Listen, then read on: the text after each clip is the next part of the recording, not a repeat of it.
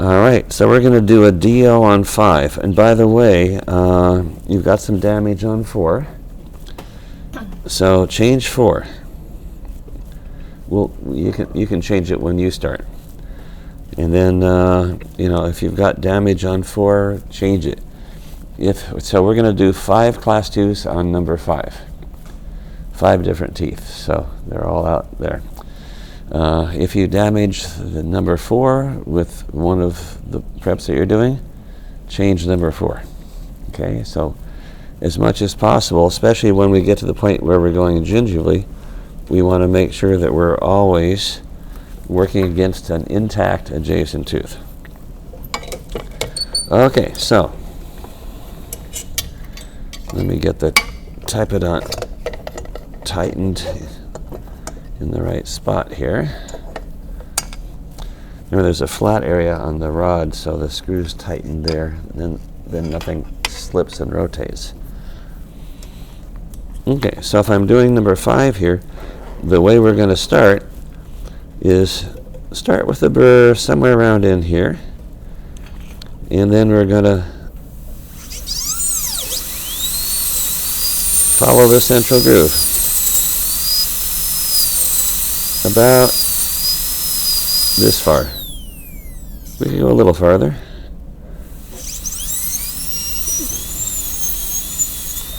Let's get a new number 330. Basically, every prep we should have a new burr. When you feel that your burrs are getting a little dull, then immediately change it. If you have to push a little harder than usual, then immediately change it. I'll show you how to get them out. It's pretty easy if you go like this. Yep.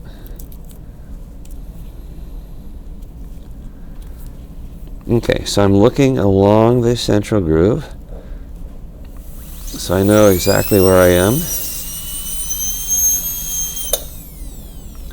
And I've just cut the isthmus. Now that's fairly narrow at this point, but I want you to concentrate on making sure the burr is right on top of the central groove and it's not leaning facially or lingually. I want to make sure you're looking along the central groove when you're doing it.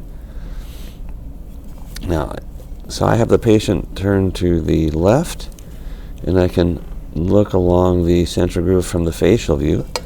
I could turn the patient to the right and put the mirror behind the tooth and then look along the central groove from the distal view. Whatever you want. It's up to you. But cut the isthmus like this in the right position and the right angle on all 5 teeth. Okay, so now I would take this out, put a new one in, and then do the same thing. And then take this out, put a new one in, do the same thing. If you have trouble, if you get to the point where you're not happy with the way one came out, then when you do the next one, change how you're doing it a little bit, do a little bit differently, so you get a better result on the next one. The whole point is we're focusing on just the isthmus, just that one little part, and we're trying to get it better and better through the 5 teeth. And the 3rd, 4th, or 5th, you should be getting it to work very nicely. So again, not leaning the burr facially or lingually, and not having the prep shifted facially or lingually compared to where the central groove is. Okay, so once you've done this on all 5, then we're going to make the dovetail on all 5. So that's step 2 over there, the dovetail on all 5. So now I'm going to be looking parallel to the marginal ridge so I don't get too close to it. Put the burr back in the prep. Lean the burr toward the marginal ridge. Make sure you go beyond the pit. And then go a little bit facially and lingually. And notice that now that wall is just a little shorter than the burr. The burr is 1.6, so now that wall is 1.5. Now, we could make it a little bigger toward the lingual if we wanted to. But again, you're looking so you know that you have the wall leaning toward the marginal ridge. You know you're going back and forth parallel to the marginal ridge. You've extended facially to make the dovetail go out facially. and the wall height is what you want. Okay? So we've made the dovetail and we've connected it to the isthmus. So now we're going to do that on all 5. So put the next one in, put the next one in, do that on all 5. So the first step, we looked parallel to the central groove. Second step, we're going to look parallel to the marginal ridge so that we know what we're doing. Again, the emphasis is always, whatever step we're doing, make sure you know what you need to see, make sure you know what you need to control, and then make sure you look in the right direction so you can see those things and can control those things. Okay, so now we've got a good start on the occlusal part of the prep. Now we're going to work our way over toward the proximal contact. So step 3 is cut to the center of the contact on all 5. So here's the center of the contact. It's way out here. It's not here. It's here. So cut to the center of the contact. So we'll use the same level pulpally. Keep the same pulpal floor level. We've already established the level by making sure this wall is 1.5 millimeters tall. We keep the same level back through the central groove if you were short to begin with. And then we're going to cut to the middle of the contact, and I'm going to get as close as I can to the adjacent tooth by looking parallel to the contact and downward at a 45-degree angle.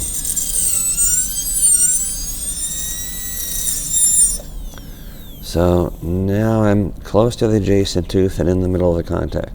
I'm trying to preserve as little tooth structure as possible when I'm near the adjacent tooth. So if I look this way,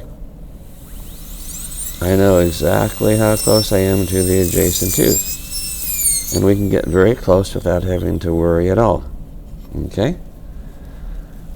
So we're going to then do step 3 on all 5 teeth. So we should have 5 teeth then that look just like this.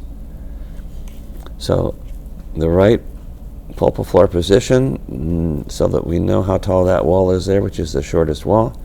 Back through the central groove and right to the middle of the contact, and save nothing. Don't save any tooth structure in that contact area. Because as we go out the next step and find the facial lingual margins, we want to have the burr as close as we can to the adjacent tooth. Okay? All right, so now we're going to, once we've got this step 3 complete on all 5 teeth, now we're going to find the facial margin. So make sure the burr is vertical, not leaning facially, not leaning lingually. Make sure it's vertical and looking parallel to the contact downward at a 45-degree angle. If you're tempted to try to do the prep by direct vision looking this way, everybody leans the burr lingually instead of keeping the burr vertical. And a lot of people discovered that yesterday. A lot of people yesterday on the exam undercut the facial wall and then diverged the lingual wall. So we're trying to pay very careful attention to how we do it so that we don't do that. So whatever direction you want to look from, first make sure that you have the burr vertical, not leaning facially or lingually. And then look this way when you're moving the margin out facially. Look so you see how close you are to the adjacent tooth. And the closer you can get to the adjacent tooth, the closer you can get to the facial margin. We really want to find that margin.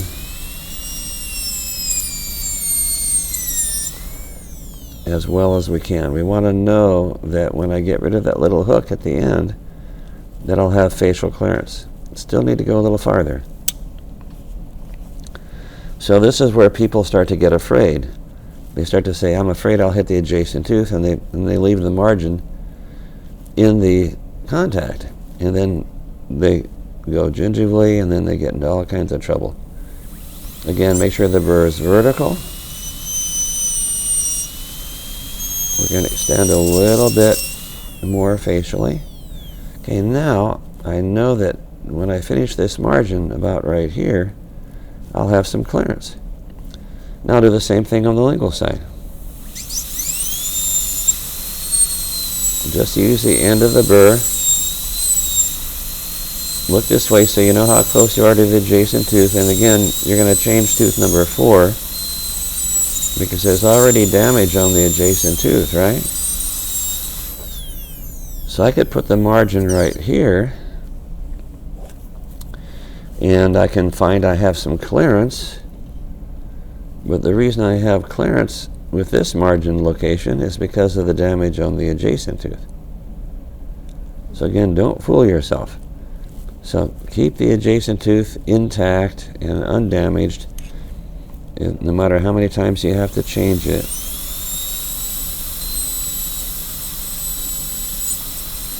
So I'm going to move the margin lingually, but I'm going to visualize the intact adjacent tooth and realize I need to go farther lingually.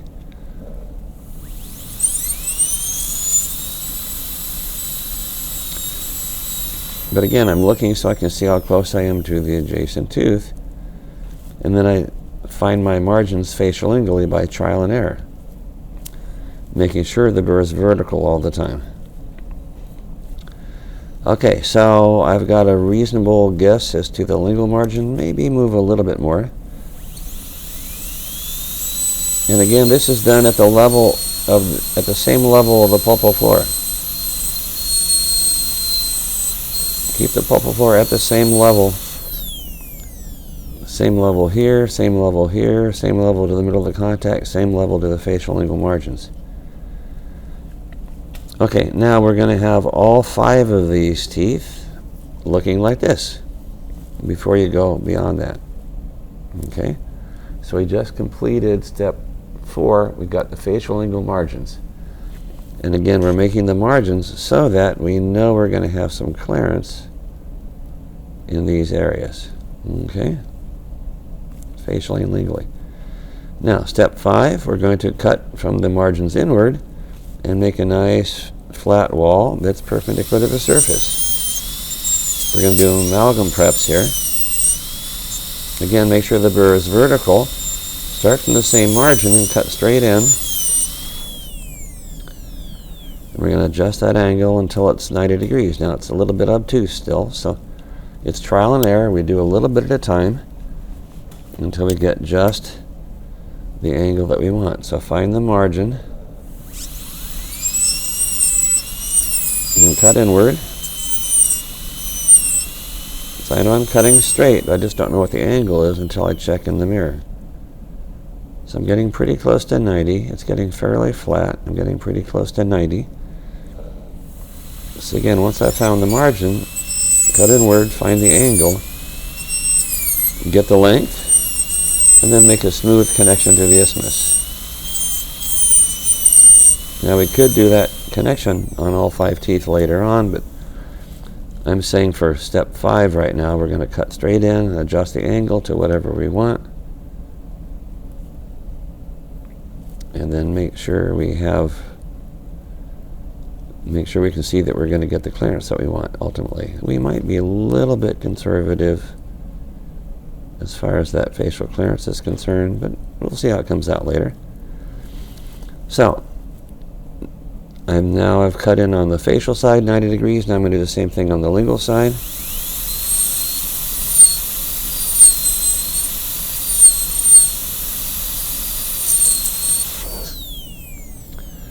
We adjust that until it's 90 degrees, and we make it so it's long enough so it goes beyond where we want to put the axial, and then we make a smooth connection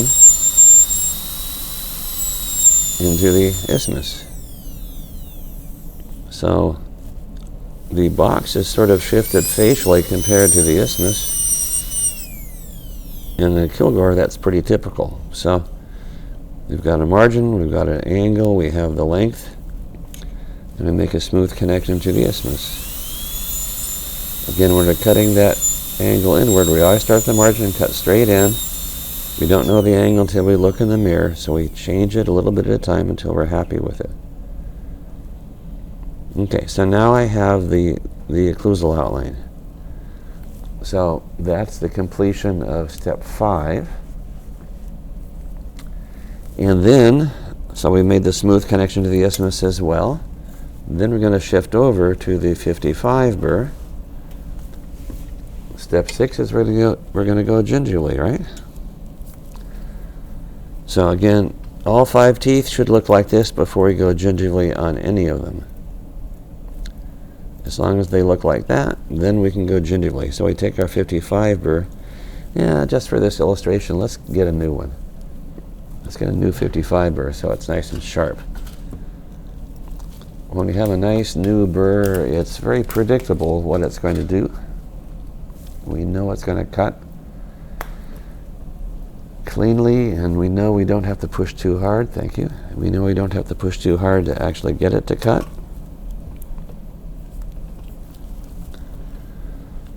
Now, on the Kilgore type nut, we don't have to go gingially very far. Probably, at the most 1.5 millimeters. On the accidental type nut, we'll have to go gingially farther. But what we're doing now is just the first extension gingially, 7 steps. So drill a hole, cut away from that side, put the burr against this wall, drill a hole, cut away from this side. I'll get a little bit closer to that wall there.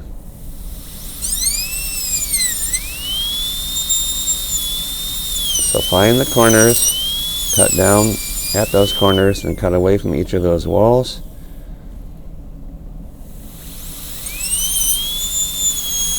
Then we're going to get rid of the excess. That's steps 5 along the facial side. Get rid of the excess along the lingual side, step 6. Get rid of the excess in between, step 7. Okay, so there's the beginning. We could have kept that a little bit less extended actually on the lingual side.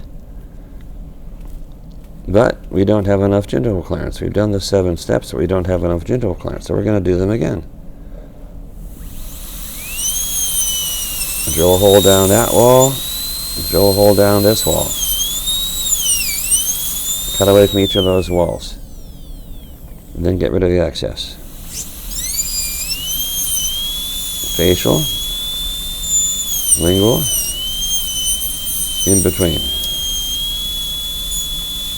Smooth the gingival floor all the way to the margin. If we have a clean margin, then we can identify if we have clearance or not. Okay, so we've got a little bit of clearance, probably about 1/4 millimeter. So let's go gingially again. Let's try to get 0.5 millimeter, or pretty close to it. Drill a little hole, cut away from that wall. Little hole, cut away from that wall. So that's steps 1, 2, 3, and 4. Now let's get rid of the excess along the facial wall, step 5. Excess along the lingual wall, step 6. Excess in the middle, step 7. Again, I'm looking so I can see how close I am to the adjacent tooth. I can also see how deep I am axially. I'm trying to make well-defined internal line angles. So this is really important to make sure when you're going gingially, the margins stay where they are. If you're doing anything as you go gingially that's going to extend the margins out farther and farther, you get in big trouble real fast. Okay? Does that sound kind of familiar? Yeah. Okay. So now we've got a reasonable amount of gingival clearance, so we don't have to go farther gingivally. We've got a facial wall that's got a hook on it. By the time we get rid of the hook, we'll have some clearance. Got a lingual wall, got a little hook on it. By the time we get rid of that hook, we'll have some clearance. We get rid of the hook by using the hand instruments. But as much as we can refine the internal form with a burr, that's always a good idea. So nice, well-defined corners, nice flat floor.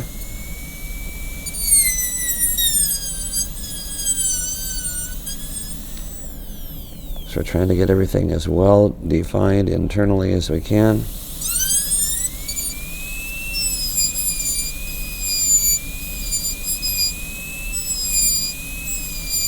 And we're not turning the burr too fast, so we don't have to worry about it cutting too far in any direction. Okay, so let's get some hand instruments now.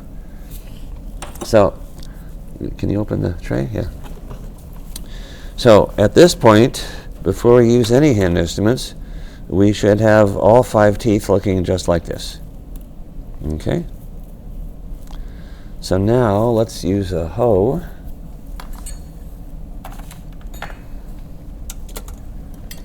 Let's see. So we have a hoe and we have an enamel hatchet here.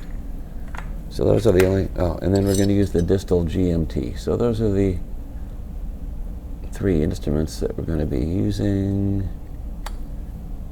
Wait a minute. It's one of these. There's the mesial GMT. Here's the distal GMT. Okay. So once you have all 5 teeth looking like this, now we can take the hoe. The hoe's broken. That's interesting. It's actually broken off. This side's okay. So this side we could use to come down the lingual margin and sharpen the internal line angle on the lingual side. Let me see, the sharpening machine is not out here right now. Could you grab a hoe from that tray?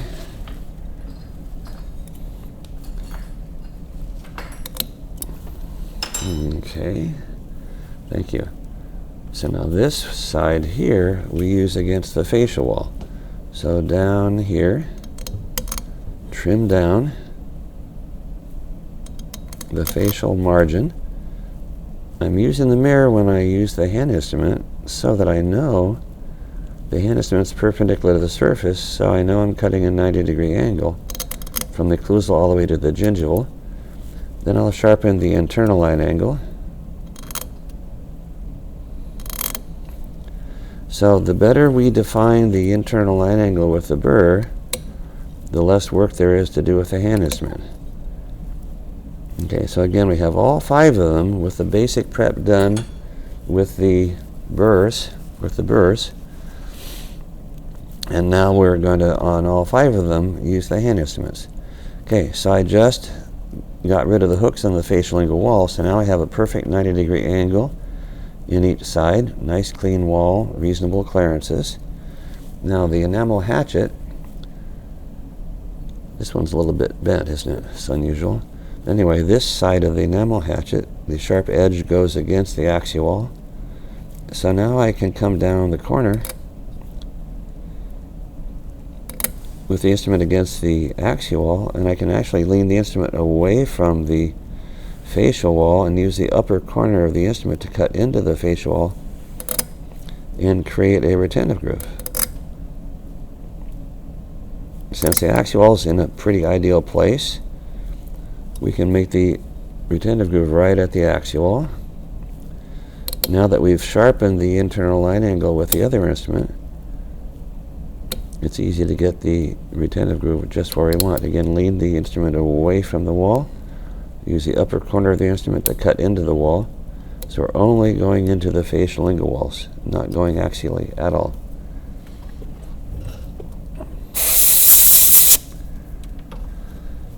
Okay, so now we're going to bevel the axial pulpal line angle.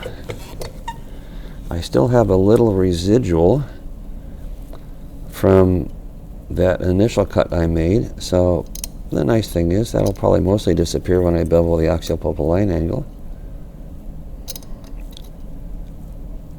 So we can bevel the axial pulpal line angle with a hand instrument like this, or you might be able to do it with a burr. That's a kind of cool way to do it. As long as you have a 55 burr with a flat end, you can lean the instrument away from the prep and use the end to bevel the axial pulpal line angle. That gives a pretty nice clean bevel, doesn't it? I find that to be easier to make a bevel than using the hand instrument. And then I'm going to turn the patient to the right so I can bring the hand instrument along the arch then I can angle the gingival floor all the way to the lingual wall and all the way to the buccal wall. So again, it's not a bevel, it's an angle. So you might even lean the instrument a little bit toward the axis if the end is cut at too steep an angle. We're just getting rid of undermined enamel. Bevels cross the enamel rods. When we angle the gingival floor, we're just getting rid of the undermined enamel and we're ending up parallel to the enamel rods. Okay, so in this case, it's maybe half of the gingival floor. That might be getting rid of all the enamel because, of course, the DEJ is not all the way to the axial wall. Okay, so that's basically what we're going to do.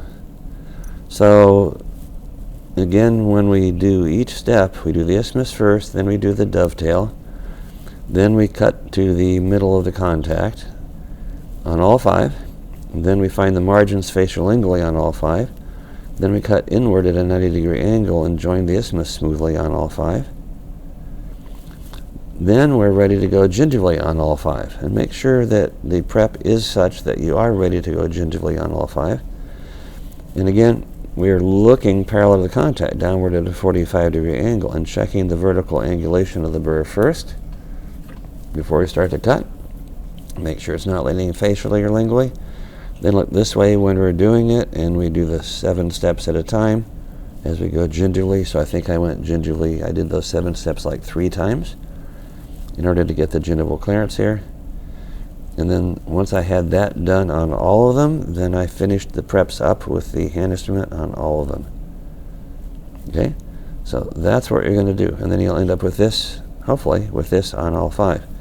Now, if you have a tendency to overextend margins, then this is the ideal opportunity to learn how to avoid doing that by putting the margins in the right place initially, and then making sure that when you go gingerly, the margins don't move. If you end up overextending facially or lingually on the first one or the first 2, refine how you're doing it. Keep the burr more vertical. Look this way.